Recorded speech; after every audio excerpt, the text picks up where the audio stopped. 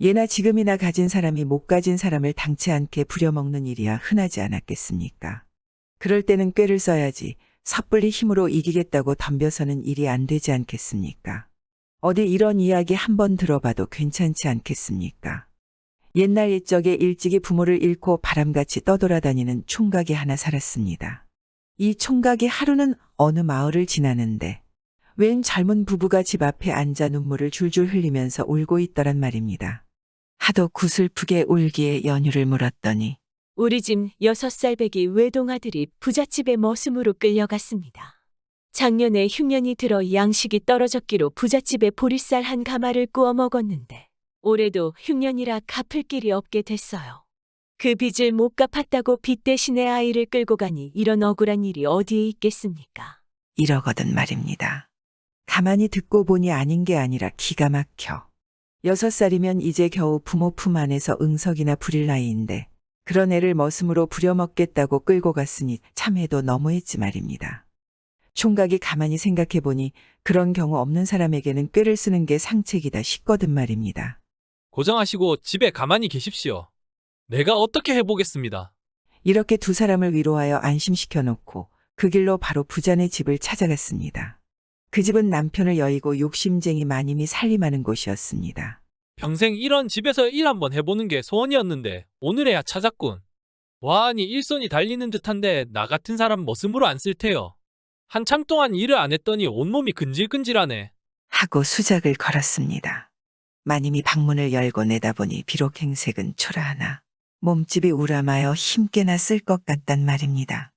안 그래도 일손이 달려 6살 배기 어린아이까지 논밭으로 내몰던 참에 이게 웬 떡이냐 싶지만 세경 받아서 한미천 잡으려는 건달을 들였다가는 본전 찾기 바쁘겠기에 짐짓 슬쩍 어깃장을 놨습니다. 뭐 일손이야 넉넉하지만 굳이 일을 하겠다면 받아주마. 그런데 우리 집 살림이 보기보다 얇아서 세경은 많이 못 주네. 총각이 그 말을 기다렸다는 듯이 아이고, 세경은 무슨 세경을요. 그저 먹여주고 재워주고 입혀주기만 하면 족하지요. 이렇게 서근서근하게 나오니 마님이 그만 입이 해벌어지지 않겠습니까? 그저 밥이나 먹이고 옷이나 입히고 행랑채 문간방이나 내어주면 세경 한 푼 안 주고 부려먹게 생겼으니 이거야말로 호박이 덩굴째 굴러들어온 격이 아니고 뭐겠습니까? 당장 집신을 거꾸로 신고 마당으로 내려서는데 속 보이게 말투까지 은근히 달라지는 것입니다. 그렇다면 나도 좋네. 그 뭐 우리 집 음식이야 억을 만할 걸세. 반찬도 딴 집보다야 나을 테고. 내 집이려니 생각하고 오늘부터 당장 일하게나. 그러니까 총각이 하는 말이 그런데 말씀이요. 주인마님. 듣자니 이 집에 6살배기 어린애가 머슴 살고 있다던데. 나도 체면이 있는 놈이요. 그런 조물애기하고 같이 일 못하겠으니 그놈 내보내고 나면 일을 하지요. 하거든 말입니다. 아, 듬직한 일꾼이 거저 생겼는데 그런 젖비린내 나는 아이가 무슨 소용이겠습니까? 안 그래도 내보내려고 하던 참이었네. 당장 내보내지. 주인이 이렇게 고분고분하게 나오니까 총각이 한술 더 떠서 아주 쐐기를 박는 것입니다. 무슨 일이든지 분명히 하는 게 좋겠지요. 이걸 전부 문서에 적어서 나 하나, 많이 많아 가집시다. 그러니까 뒷말이 없도록 하자는 얘기지 않겠습니까? 주인한테 불리한 조건이 없으니 굳이 마다할 것이 없지 않겠습니까? 나 아무개는 이 총각을 먹여주고 재워주고 입혀준다. 그 대신 이 총각은 우리 집 머슴으로 일한다. 6살 배기 아무개는 내보낸다. 이렇게 2장을 써서는 도장까지 꾹꾹 눌러서 각각 한 장씩 가졌단 말입니다. 그리고 그날부터 그 집에서 머슴을 살았습니다. 이튿날 아침에 주인이 새 머슴 일하는 것 보자고 일찌감치 일어나 마당으로 나가봤습니다.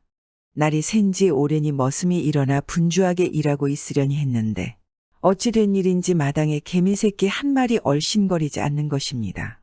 머슴 방문을 열어보니 글쎄 이놈이 큰 대자로 들어누워서 눈만 멀뚱거리고 있는 것입니다. 주인 마님이 화가 머리끝까지 나서 야 이놈아. 냉큼 일어나서 마당도 쓸고 쇠죽도 끓여야지 뭐라고 자빠진 거야? 하고 냅다 소리부터 질러놓고 들여다보니 이놈이 남사르럽게 벌거벗고 누워있는 것입니다. 이런 미련한 놈 남사스럽게 여태 옷도 안 입고 뭘 하고 있어. 그래도 태평스럽게 멀뚱멀뚱 쳐다보고만 있는 것입니다. 그러다가 늘어지게 하품을 하면서 한다는 소리가 아이 참, 마님도 문서에 적혀 있잖아요. 이런다 말입니다. 아, 이놈아. 문서에 뭘 어쨌단 말이냐? 문서에 쓴 걸 그래 벌써 잊어버리셨단 말입니까? 분명히 입혀준다고 되어 있을 텐데. 마님이 그만 어안이 벙벙해졌지 뭐야. 문서에 입혀준다라고 쓸 적에는 그저 헌 옷이나 두어 벌 주면 될 줄 알았지. 자기 손으로 옷을 입혀줘야 할 줄이야 누가 알았겠습니까? 말도 안 되는 소리 말라고 아무리 고래고래 악을 써도 머슴이란 놈은 자꾸 문서를 들먹이며 부득부득 옷을 입혀달라니 기가 막히지 않겠습니까? 한동안 옥신각신하다가 보니 이러다가는 저만 손해겠거든 말입니다. 마님이 할 수 없이 머슴 옷을 다 입혀줬습니다. 그제야 이놈이 슬금슬금 일어나서 마당도 쓸고 쇠죽도 끓이는 겁니다.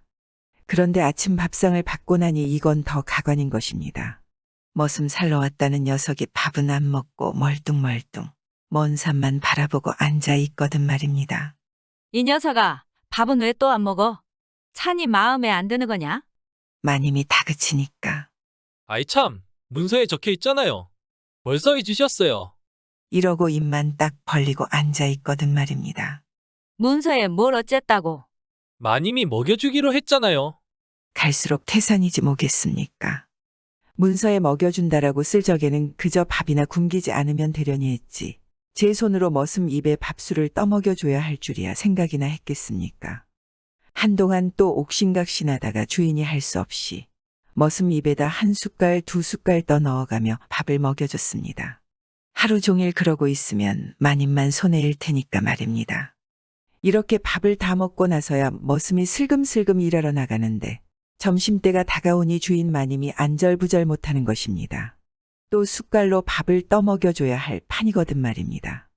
그렇지만 안 먹여줬다가는 또 문서를 들먹이며 고집을 피울 것이 뻔하니 어떻게 하겠습니까? 하는 수 없이 한 술 두 술 밥을 먹여주고 그러다 보니 저녁이 되었습니다. 저녁밥도 먹여주고 나니까 이번에는 글쎄 잠을 안 자는 것입니다.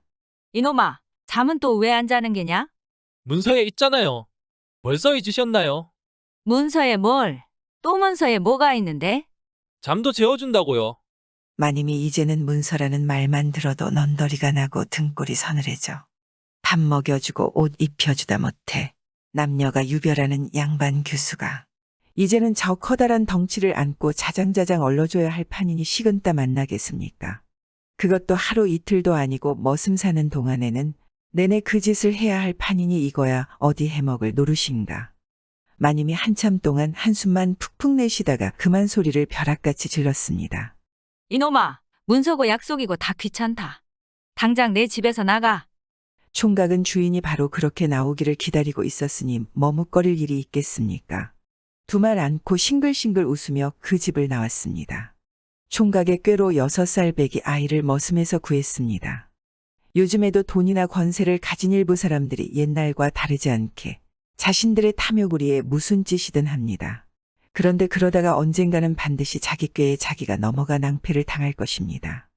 구독은 공짜입니다.